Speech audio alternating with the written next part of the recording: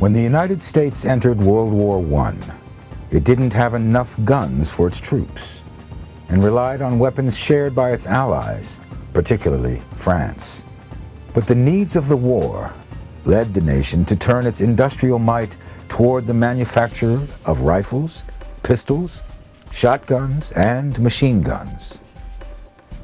And throughout the war, developments in firearms continued to be made as gunsmiths and soldiers learned valuable and costly lessons about the kinds of guns needed in this modern age. And when the war in Europe ended, another kind of conflict broke out within the U.S. as gangsters, bank robbers, and bootleggers confronted police forces armed with newer, more powerful guns, with the evolution of the firearm.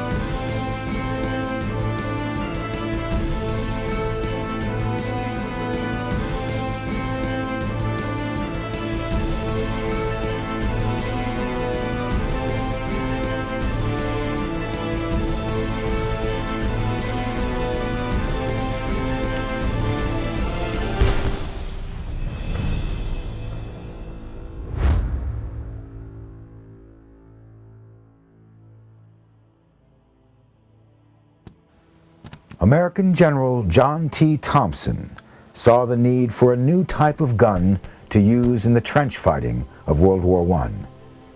The bolt-action rifles carried by servicemen were excellent for ranged fire, but were too long and slow to reload for fighting inside the trenches.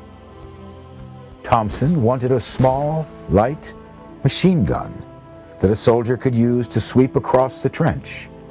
Something small, light, and requiring minimal training. The result was the Thompson submachine gun, more commonly known as the Tommy gun. The Tommy gun could have been used to deadly effect in the trenches of World War I, except for the simple problem that it arrived too late. By the time the gun was fully developed, the war was over. The gun was used by U.S. Marines during conflicts in Nicaragua and Honduras, but this was never going to produce the sales needed by a gun manufacturer. Instead, the Tommy gun found its way into the hands of policemen in America, and also into the hands of the men they pursued. The Tommy gun, with its distinctive drum magazine, became as iconic a symbol of the Prohibition-era gangsters and Depression-era bank robbers as the six-shooter did of the American West.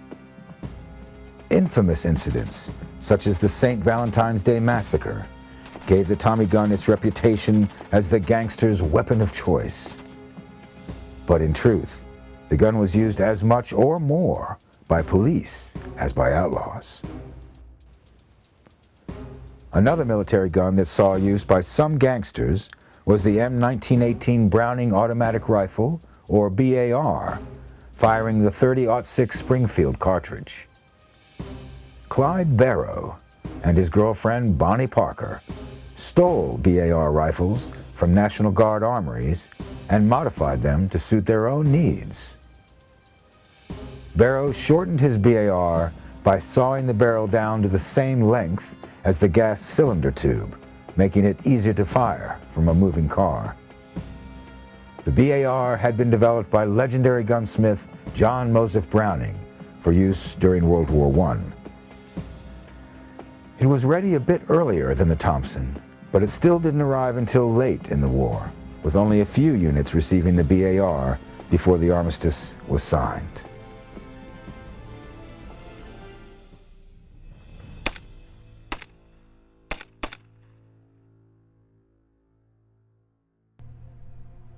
As World War II loomed on the horizon, the military needed a portable light machine gun and modified the BAR rifle. The new model 1918A2 no longer featured a semi-automatic firing option. It fired only in full automatic. The M1918A2 also had a skid-style bipod mounted at the muzzle end of the barrel to improve stability. U.S. Marine Private Wilson Douglas Watson used the BAR with distinction during combat at Iwo Jima. One of the most iconic images of World War II is the photograph by Joe Rosenthal of the U.S. Marines raising the American flag at the island of Iwo Jima.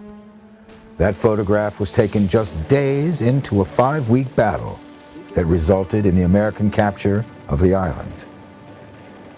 Private Watson was with the 2nd Battalion, 9th Marines, 3rd Marine Division at Iwo Jima. He was designated as an automatic rifleman, giving him the responsibility for the Browning automatic rifle.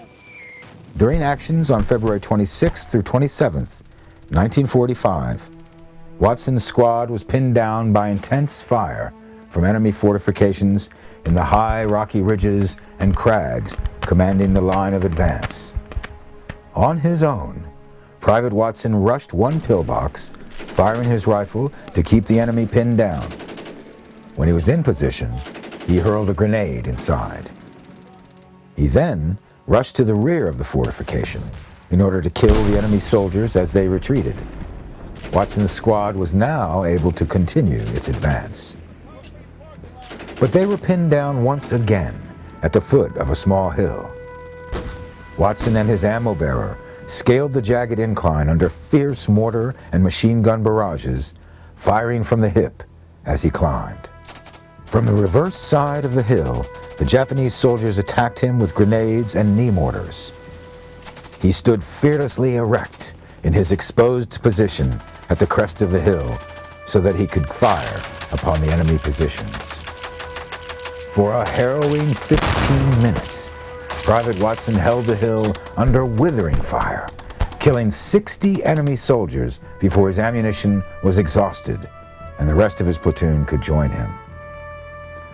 Following that, he took out 2 more enemy positions, rescuing 4 Marines who had been pinned down by their fire. Over the 2-day period, Private Watson single-handedly eliminated 90 enemy soldiers, becoming known as the One-Man Regiment. On October 5th, 1945, President Truman presented him with the Medal of Honor. John Browning's Model 1918A2 BAR served as the military's light machine gun, while 2 other Browning guns served as the medium and heavy machine guns of World War II. The .30 caliber M1919 Browning developed out of the M1917 heavy machine gun used in World War I. That model was a workhorse that continued to serve during the Second World War. But Browning improved upon it in later designs, resulting in the M1919 being air-cooled with a perforated barrel shroud rather than a water jacket. There were multiple variations on the M1919, but the most common was the A4. It had both fixed and flexible mounts for use on vehicles or by infantry. The fixed mount made the M1919A4 a formidable defensive weapon on board bomber aircraft like the B-17 Flying Fortress. The flexible mount could attach to a tripod and be operated by just 2 infantrymen, the gunner and the loader. But though the Model 1917 had been a heavy machine gun in World War I, the M1919 was now a medium machine gun. The heavy gun was also Browning's. With the .50 caliber M2 Browning machine gun, John Browning completed the trifecta of America's light, medium, and heavy machine guns of World War II. The M2 was similar in design to the M1919, but used a much larger .50 caliber cartridge developed at the same time as the gun. The M2 was created to address a need identified by commanders during World War I.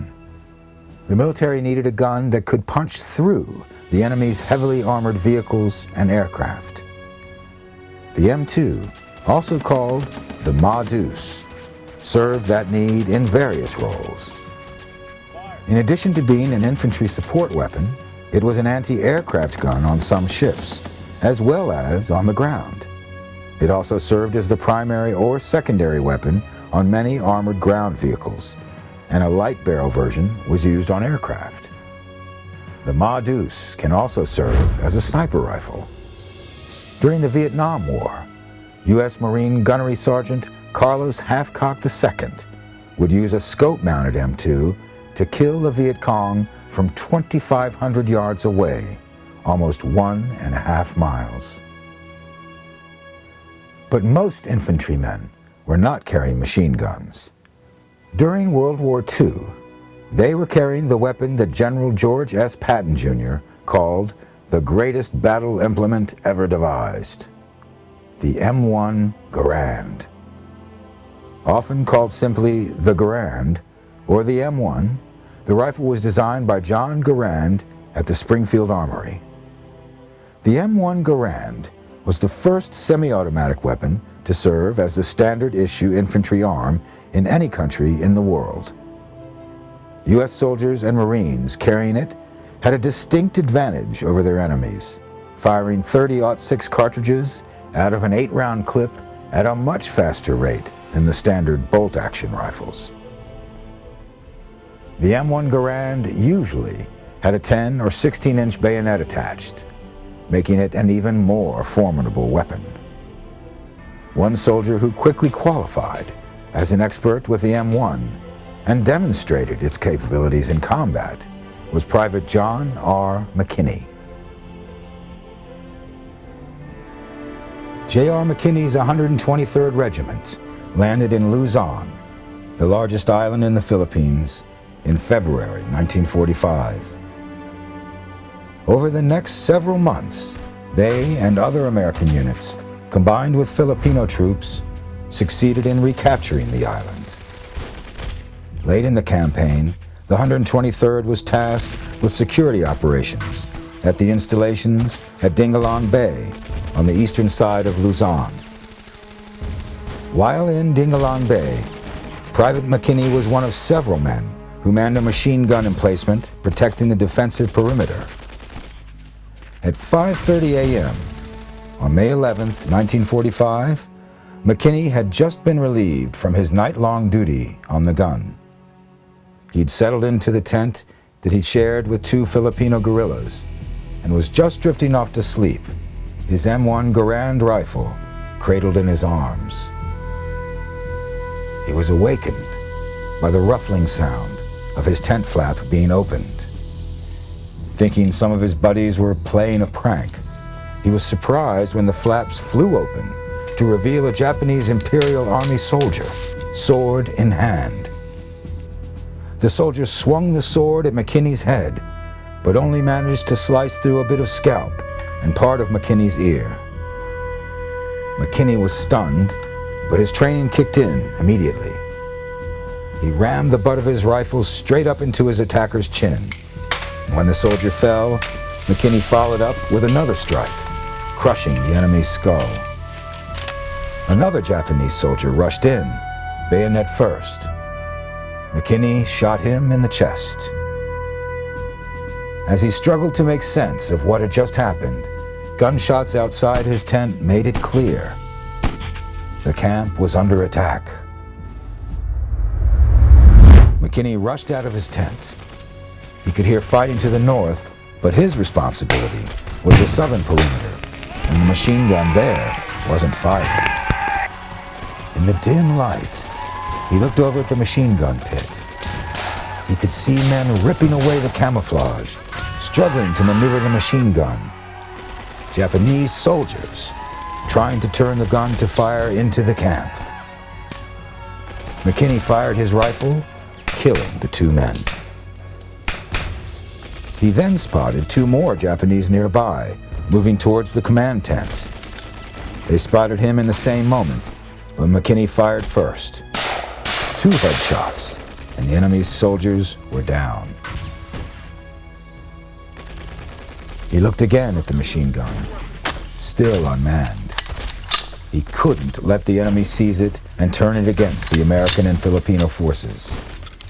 McKinney rushed to the machine gun as the sounds of battle to the north grew louder. 2 American soldiers were down near the machine gun pit. One was seriously wounded, and the other, Private First Class Morris Roberts, was trying to move the wounded man to safety. The Filipino guerrillas who had been with them had vanished, perhaps to join the explosive battle on the northern perimeter. McKinney was still on his own. Private First Class Adolph Barrett was a rifleman assigned to help protect mortars located at the rear of the machine gun emplacement. He reported what he saw. McKinney started dragging the gun to the rear so the attackers couldn't turn it on us.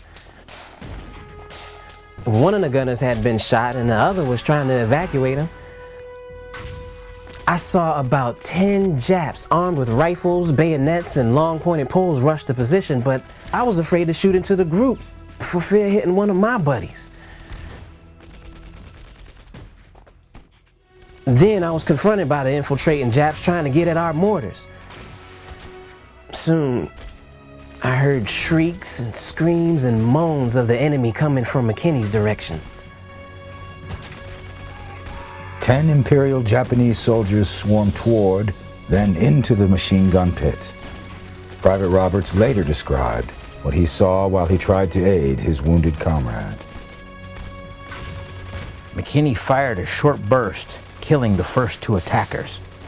Then the place seemed to swarm with Japs, shooting one, bashing another with his rifle butt, kicking another, then dragging at the machine gun. He attracted enough attention to enable me to get the wounded man back to a covered position for first aid. In the fight, the machine gun itself was jammed. McKinney now had only his rifle to fight off the enemy coming at him in waves. As the Japanese hurled grenades and directed knee mortar shells into the perimeter he defended, McKinney responded with accurate rifle fire, taking them down one by one.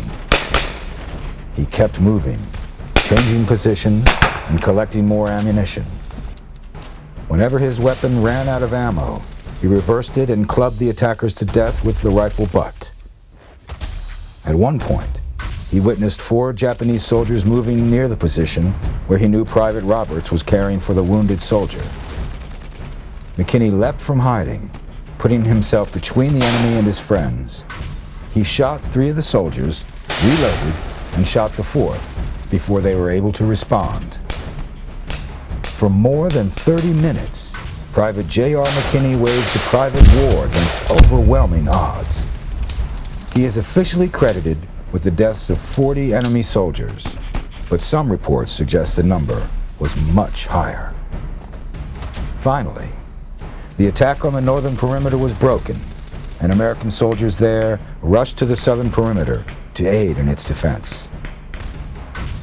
When they arrived, they found a beach covered with the bodies of the enemy. Technical Sergeant Alfred Johnson described the scene. We found McKinney in a firing position at his machine gun, bleeding from his left ear and breathing hard. He assured us he was all right.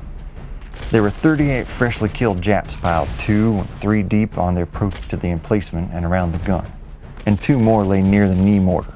Searching the bodies for documents, we found many cracked skulls and body contusions where McKinney's rifle butt and kicking feet had done their work.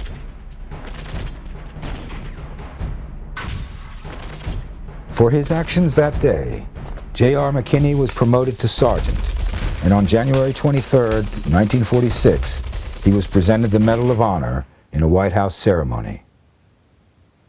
As he placed the medal around Sergeant McKinney's neck, President Truman remarked, "There is no greater honor in the world To tell you the truth, I'd rather have earned one of these than be president. Making the rifle even more versatile, the M7 rifle grenade launcher could attach to the Garand to fire grenades.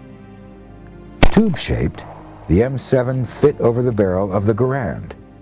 A blank cartridge was loaded into the rifle. When fired, the rapidly expanding gas from the blank cartridge would launch the grenade hundreds of yards. The M1 Garand was the standard service rifle in World War II, but was not the appropriate arm for soldiers with specialized duties. A machine gun or mortar team, for example, was already heavily burdened. A lighter gun would be less cumbersome and better allow them to perform their duties, but handguns lacked the firepower needed when they were attacked. During World War II, German blitzkrieg attacks against strategic targets could also put headquarters staff and officers, as well as support units, into sudden combat. The solution needed was a lightweight automatic rifle. The U.S. Army looked at a dozen submitted designs in 1941 and finally selected a model submitted by Winchester, the M1 Carbine. The 5-pound, 7-ounce M1 Carbine fired a .30 caliber pistol round with an effective range of about 200 yards. A later model, the M1A1, added a folding metal wire stock, making it an excellent firearm for paratroopers. The M1 Carbine is an extremely portable, handy weapon, very lightweight, and it fires a .30 caliber pistol cartridge. It takes a great little box magazine here, holds 20 rounds.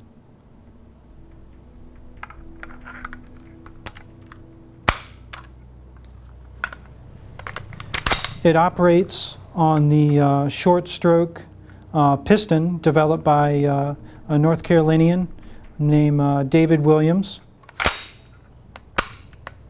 It's an extremely effective weapon. It was developed in direct response to German blitzkrieg tactics.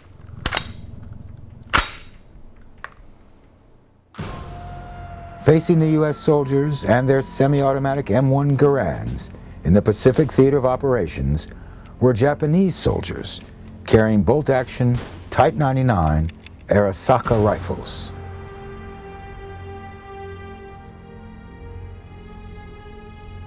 After the war, thousands of Type 99s made their way to the U.S. as trophies of American soldiers. The other great Axis power, Germany, had also provided its soldiers with high-quality bolt-action rifles. The Carabiner 98K was the latest in a line of reliable rifles of the Mauser design, going back to the G98 of World War I. It was used by German soldiers on every front and throughout the war. The K98 was well regarded for its accuracy, at 500 meters without sights, or at 1,000 with a scope. But its rate of fire couldn't compare to the Garand. The Germans weren't the only ones who used the K98. The rifles were also popular among Germany's enemies. The Soviet forces, in particular, made great use of captured K98s in the early years of the war, when they lacked sufficient arms of their own. The standard rifle for the Soviet forces was the Mosin Nagant rifle model 1891-30. The Mosin Nagant rifles went back to the 1880s, when the Russian imperial government sought out a rifle design that could compete with the Mausers, the Lee Medfords, the Krag-Jurgensens, and other repeating bolt-action rifles. Captain Sergei Ivanovich Mosin of the Russian Army designed the rifle that would bear his name during the 1880s, and in 1891, his gun was selected for the Russian Imperial Forces, incorporating elements of the magazine design by the Belgian Leon Nagant. Modifications were made to the Mosin Nagant rifle over the years, and during World War II, the most common variant was the design from 1930. The Model 9130 maintained the sturdy and efficient bolt action and magazine from previous models. The barrel length was reduced 2 inches, giving the rifle an overall length of about 48.5 inches. An upper hand guard was added, and the rear sights were recalibrated. A mounted scope turned one variant of the 9130 into the most widely manufactured sniper rifle in history.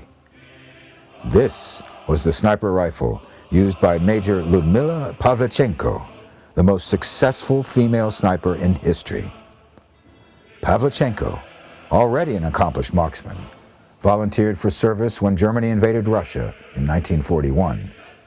She was one of 2,000 Russian female snipers in World War II, and one of the only 500 who survived. She was credited with 309 confirmed kills, which included 36 enemy snipers.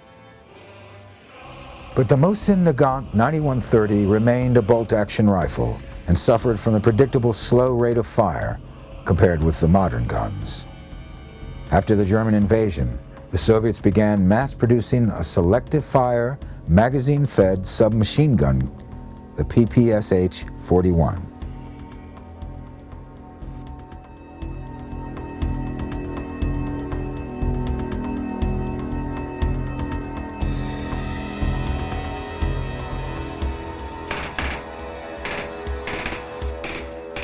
A simplified version of an earlier gun, the PPSH-41 was made almost entirely of stamped steel. This made it perfect for mass production, and by spring of 1942, factories in Moscow were stamping out 3,000 PPSH-41s a day. The U.S., with all of the industrial power it held, certainly saw the value in mass-produced weapons. In the early years of the war, the Thompson submachine gun was widely used. The U.S. paratroopers and Ranger battalions in Europe found it particularly effective in special operations. Meanwhile, in the Pacific theater, the Marines used the Thompson to a limited degree and generally preferred the BAR rifle's power. The U.S. military sought a replacement for the Thompson, something lighter and easier to manufacture. The .45 caliber M3 submachine gun satisfied those demands. Weighing just over 8 pounds, the gun could fire 450 rounds per minute with a higher degree of accuracy than the Thompson. It was stamped out in a shape similar to a mechanic's tool, which led to its nicknames, the grease gun or just the greaser. Production delays prevented the M3 from seeing much action during World War II. But it, and a later development, the M3A1, would be used a decade later in the Korean War. World War II had barely ended before the Cold War began. The Soviet Union and the United States faced each other as the world's only 2 superpowers, and their ideological differences made military conflict seem inevitable. But in those early years, though the tension was palpable, the extent of the Soviet threat was not yet clear. What was clear was the enormous cost of maintaining a large, well-equipped, well-trained army. In 1945, defense spending was almost 90% of the total spending by the federal government, up from 18% in 1940. Budget cuts reduced the forces further, and by June 1947, the Army consisted of fewer than 700,000 ground troops and 300,000 airmen. Though this was still sizable for a peacetime army, the loss of personnel meant fewer equipment and maintenance specialists, and equipment deteriorated rapidly. Meanwhile, the country of Korea was coming out from under 40 years of control by Imperial Japan and was being split apart between communist forces in the north and nationalist forces in the south. The nation was split in half at the 38th parallel. In the south, the U.S. maintained a small number of military advisors. The Soviets dominated the northern half, which was filled with communist Korean soldiers who had just helped Mao Zedong's forces take control of China. On June 25, 1950, North Korea, with Soviet and Chinese approval, invaded South Korea. The U.S. convinced the UN Security Council to establish a United Nations Command, or UNC, to defend South Korea, under the leadership of the U.S. and General Douglas MacArthur. The U.S. would bring to the Korean conflict many of the same weapons that served them well in World War II. The M1918A2 BAR rifle, the M1 Garand, and variants like the M1C sniper rifle, the M1 Carbine, and the M2 with a 30 cartridge magazine, the Thompson M1A1 and the M3A1 grease gun, the Ma Deuce heavy machine gun.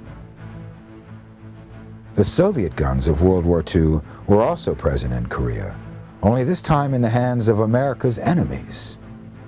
The Communist Chinese People's Volunteer Army and the North Korean People's Army were armed with licensed copies of the PPSH-41 submachine gun called the Chinese 50. They also had plenty of the original, as the Soviets provided large numbers of PPSH-41s to communist guerrilla forces. Less accurate than the M1 Garand, the PPSH-41 proved to be a powerful weapon in the close-range jungle combat that often occurred.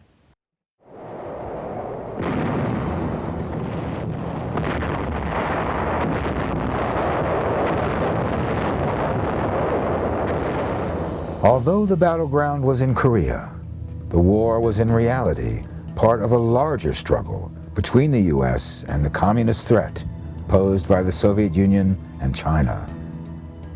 And even after the major conflict in Korea had ended, the Cold War between the U.S. and the Soviet Union continued.